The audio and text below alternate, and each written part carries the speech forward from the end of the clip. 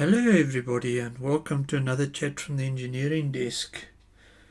Today we're going to be having a look at one of the STEM kits, educational kits available at the local value store. This is it over here. It is a automatic street light. So what you get is a little kit which comes in a box like this with a screwdriver for assembly and all the small components in a baggie. It comes with the instructions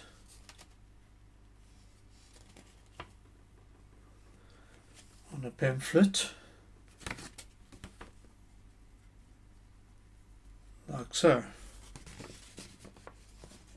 Only thing you need to supply is a set of batteries. So it's completely solderless. So all you need is that screwdriver to get it assembled. So starting off, they get you to assemble it as shown over here. Then you do the solderness connection once you have this over here assembled. Do the electrical connections and then do the testing. The translation from Chinese has been done quite well, and the other thing is that they do expect you to do a little bit of thinking with this kit, as it's an educational kit, but the instructions are good. It's well made, everything fitted, everything was complete in the kit, and it worked after assembly. The cost of this was 85 Rand, which I'd say is about $5. Assembly time is about an hour. So over here, set that aside and get yours framed up there like so. Here's the circuit diagram. So there's your, use my left hand, your battery over there. That over there is the switch. Over there is the 47 km resistor. Over there is your two transistors. Over here is a 10mm white LED. A nice generous LED. They haven't supplied it to something small. And then over there is the light dependent resistor. So how this works is the current through the resistor, or the resistance of the light dependent resistor, increases with darkness. So light makes it conduct electricity.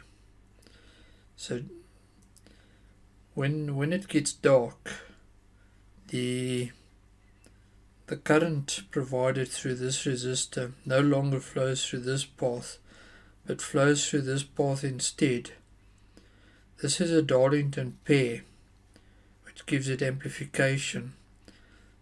When current flows through that path, this transistor is forward biased and it goes into conduction, and current flows through the LED, turning it on.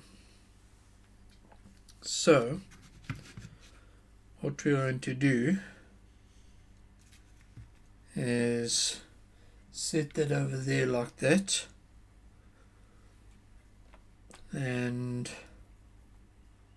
I'm going to turn on the multimeter which I've got set to a 20 volt scale. Now I'm going to take the negative probe and hook it up to the negative side over here.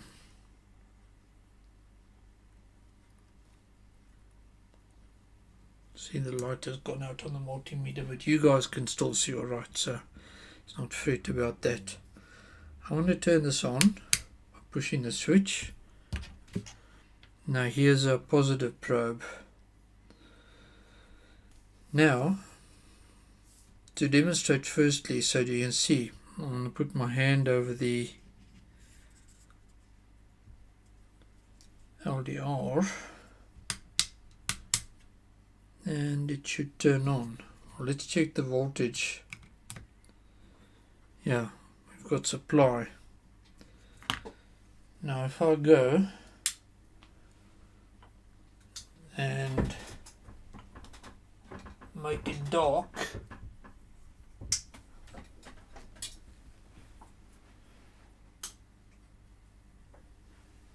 there we go, we have got light.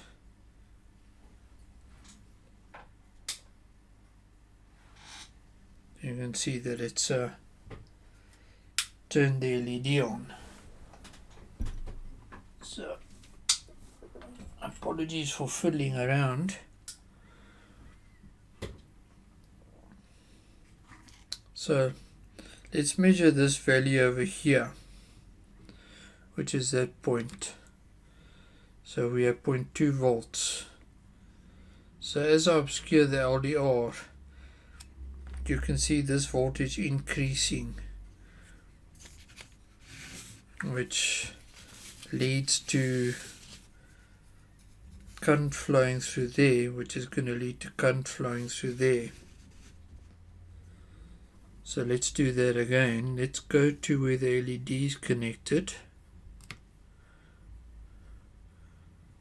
We currently have 0.56. Let's obscure the LDR a little bit.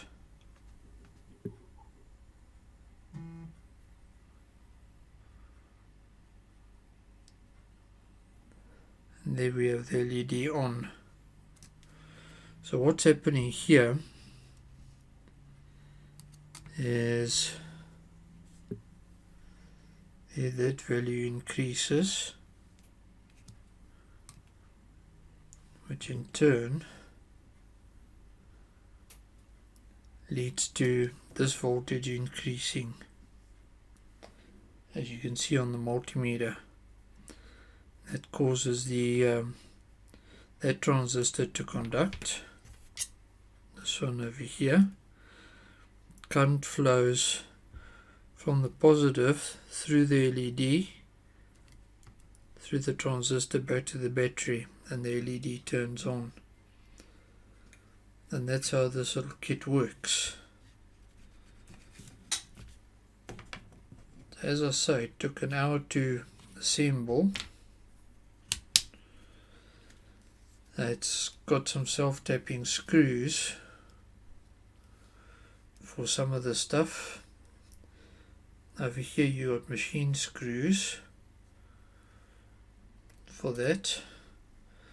These have got a wide flange underneath the screw head. It's not a loose washer for the solderless connection. So you put your, show you over there,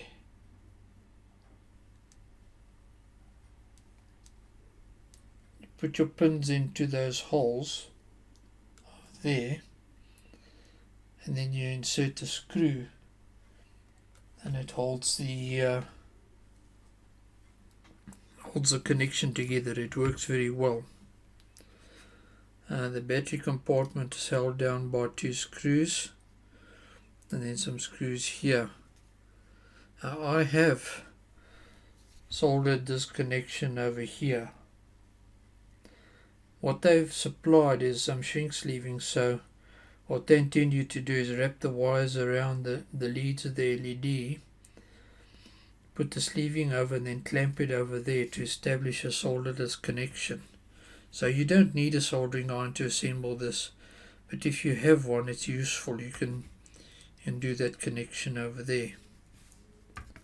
It's a nice little kit. I enjoyed building it. It took me an hour to build it. And it's time to move on, because I bought about a dozen of these, and it gets more complicated from here on. We've got some very interesting projects lined up. So, I hope you enjoyed this talk. Hope you learned something from it. Feel free to ask comments and questions. Put them down below. And for the rest, have an awesome day. We'll see you around.